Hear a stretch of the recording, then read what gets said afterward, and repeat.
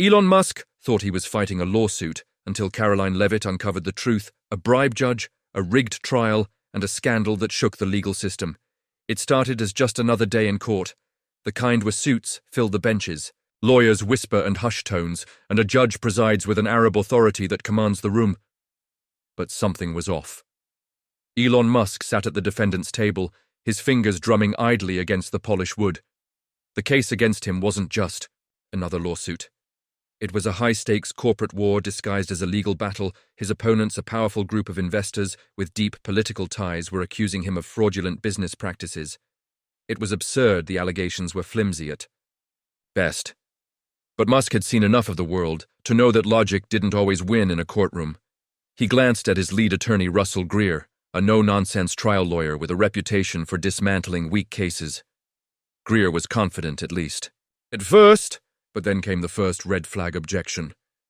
Your Honor, the prosecution is making baseless claims with no supporting evidence. Judge Bernard Langford barely looked up. Overruled. Overruled. Greer hesitated for half a second, a flicker of confusion. Crossing his face. The prosecution had just introduced an argument that had zero legal standing, but the judge let it slide like it was routine. Musk leaned in. That's a stretch, don't you think? He murmured. Greer didn't answer. He was too busy trying to figure out what just happened. Then another blow, Your Honor. We request permission to introduce key documents outlining the inconsistencies in the plaintiff's claims. Judge Langford sighed, rubbing his temple like he was dealing with a minor inconvenience. Denied. Greer straightened his tie, a subtle but telling gesture. Musk wasn't the only one noticing the pattern. Every ruling so far had gone against them, every single one. The prosecution's case, which should have been riddled with holes, suddenly seemed airtight. Not because it was strong, but because they were being allowed to say whatever they wanted. It was like the judge had already made up his mind. Musk crossed his arms, scanning the judge's expression.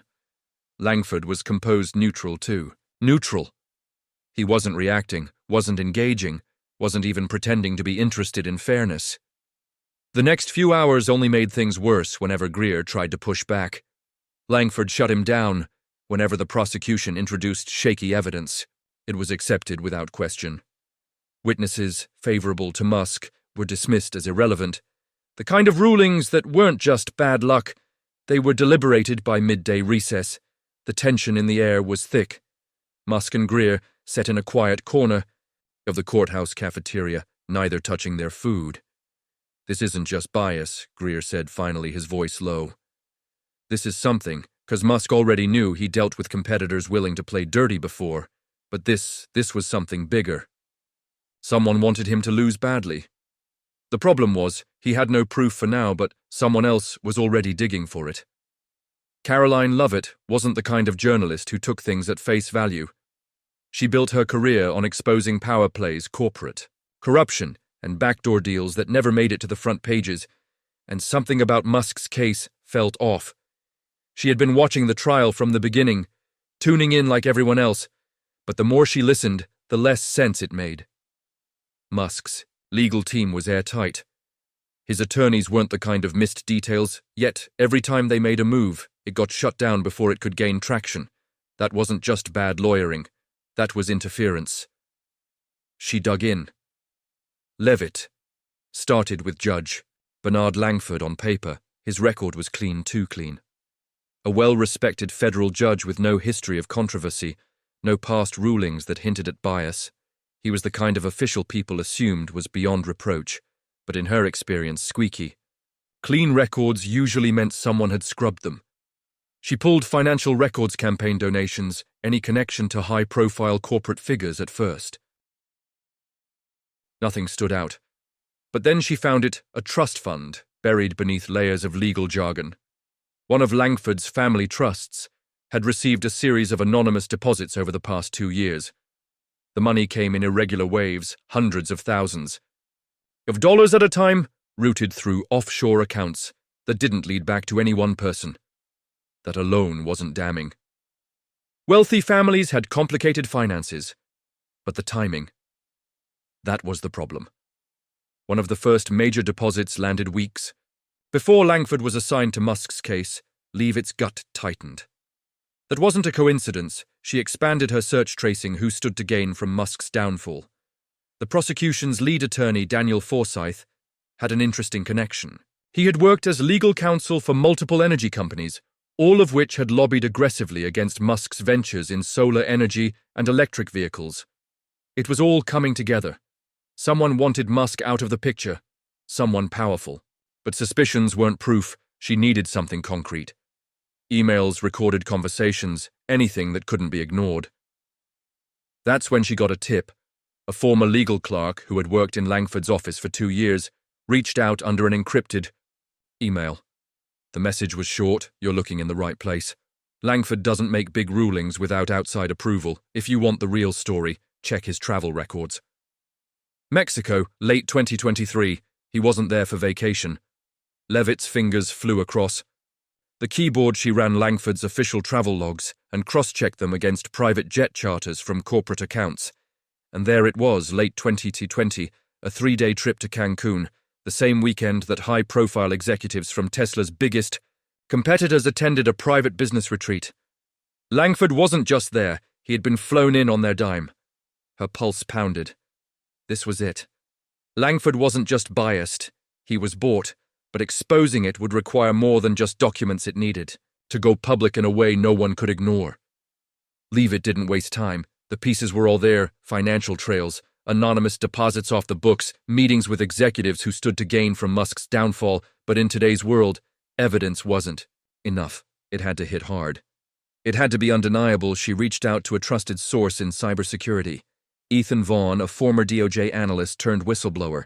If anyone could find the missing link, it was him. "I need access to any encrypted communications linked to Langford. If he's covering his tracks, he's not doing it alone," she said over a burner call. Ethan hesitated. "This isn't just a bad ruling, Karoline. If Langford's involved in something deeper, you're stepping into dangerous territory," she exhaled. Sharply, "I don't care, just tell me if you can get something." A long pause, then "Give me 24 hours. She barely had 12. The trial was moving at breakneck speed, and if Musk's team didn't have something soon, he was going down. Then the next morning, her phone lit up. Ethan Vaughn. "Check your email, it's worse than you think." Leave it open. The file inside was a set of leaked emails between Judge Langford and a corporate lobbyist named Philip Grayson, a man with direct ties, the prosecution's lead. Attorney Daniel Forsyth. The emails weren't vague, they were direct. One message stood out: "The deal is simple. Ensure the rulings favor Forsyth's clients, and you won't have to worry about retirement. The fund will take care of itself. Just make sure Musk's people don't get a single win in that courtroom. Leave." Its stomach dropped. It was bribery, plain and simple, and worse. Langford responded, "Understood. As long as everything stays off the books, we won't have an issue." This wasn't just a bad judge. This was a judge on payroll. She wasted no time. Within 3 hours, Leavitt went live on national television. "This isn't just courtroom bias," she said, her voice sharp with urgency. "This is corruption at the highest level. We have proof that Judge Bernard Langford accepted financial incentives to manipulate the case against Elon Musk, and here's the worst part. He did it in coordination with the prosecution's legal team." She shared screenshots of the emails she read.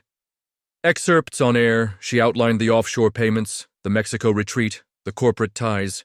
It was explosive. Social media erupted within minutes. Judge Langford's scandal was trending. People demanded an investigation. Politicians weighed in. Even those who weren't fans of Musk couldn't ignore it. But back in the courtroom, Musk's legal team was still in the dark. They didn't know the bomb had just dropped, but they were about to find out. And when they did, everything changed. The tension in the courtroom was suffocating. Judge Langford sat in his high-back chair, looking composed, but Musk noticed the small things: the way his fingers gripped the gavel just a little too tightly, the way he cleared his throat before speaking like he was stalling. Something was off. Russell Greer, Musk's attorney, opened a hay of turn, wasn't paying attention to the judge. He was focused on his phone, eyes scanning the screen, as if he had just been handed a loaded weapon. Then he turned to Musk, voice low. "Have you seen the news?" Musk frowned, no wishing. Greer slid his phone across the table. Musk's eyes moved over the headline breaking. Judge Bernard Langford caught in bribery. Scandal emails, offshore payments exposed for the first time since the trial started. Musk let out a quiet laugh. "Langford had no idea. Your Honor," Greer said, standing abruptly before we proceed, I'd like to submit urgent new evidence into the record. Langford barely looked up. Denied. Greer didn't flinch. The evidence is regarding your financial ties to the prosecution's backers. Are you denying a motion to introduce evidence against yourself? A ripple went through the courtroom. The prosecution's lead attorney, Forsyth, shifted in his seat. His face, suddenly pale, Langford's expression hardened. I don't know what you're talking about, Greer. Smile the kind of smile that says, you know you've won, then you won't mind us reading a few of your emails out loud. The courtroom erupted. The judge slammed. His gavel silence. I will not tolerate, Greer kept talking. We have correspondence between you and Philip Grayson, discussing a coordinated effort to ensure that Elon Musk's legal defense was obstructed at every turn. We have proof of offshore payments. A weekend retreat, where you were personally flown out to meet corporate executives who stand to gain from Musk's downfall. Langford's hand trembled as he adjusted his glasses.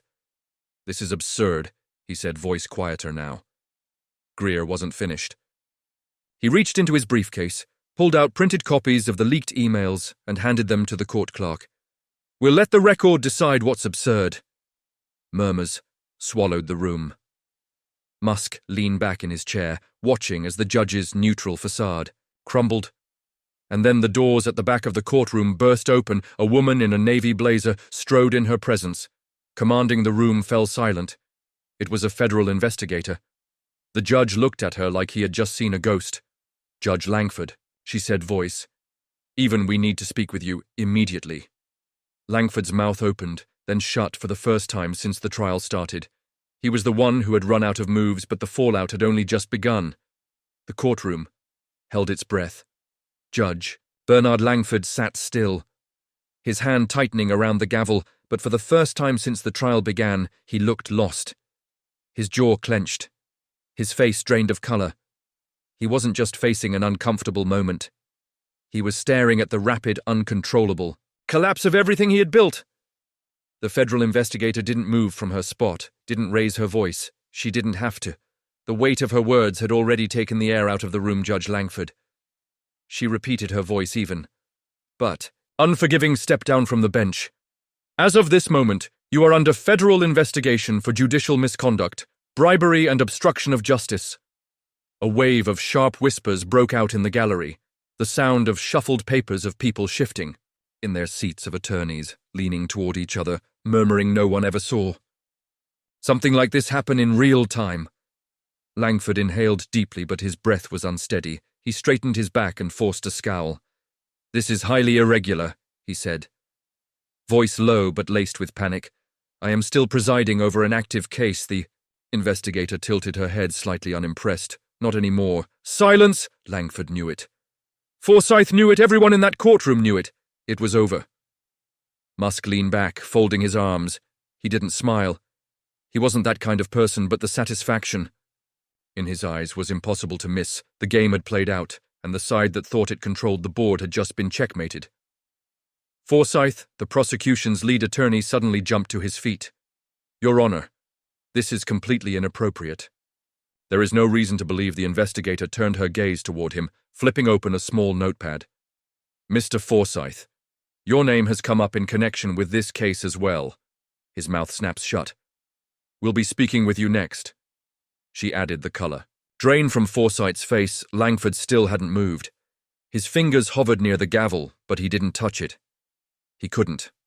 The legal consequences were one thing, but the public exposure that was career-ending a story like this wouldn't stay. Contained to legal circles, it would explode across every news outlet in the country. He darted a glance toward the gallery, toward the rows of spectators, journalists, analysts, citizens, who had come to watch a simple corporate dispute unfold. Some of them had their phones raised, recording. This wasn't a private scandal anymore, it was playing out live. Langford turned to the court bailiff as if silently asking for help for an escape route. But the bailiff just stood there. He wasn't about to. Get in the middle of this. No one was the investigator, stepped closer to the bench and placed a small folder in front of him. If you choose to resist, you're only making this worse for yourself. The investigation is already underway. This is happening, with or without your cooperation. Langford clenched his jaw. His hands trembled for a fraction of a second before he quickly withdrew them. Then something changed. The fight left his eyes. He exhaled sharply, looked toward Forsyth, who looked just as helpless as he did, and then turned his gaze downward, staring at the desk in front of him. He had two choices. Neither were good. Finally, he reached for his gavel. He hesitated, fingers hovering over the handle like he didn't want to touch it. Then in a voice barely above a whisper, he said, "This court is now in recess." He didn't bang the gavel. He didn't look at anyone. He just stood up and walked out. And as he disappeared through the judge's chamber doors, the entire courtroom erupted into chaos.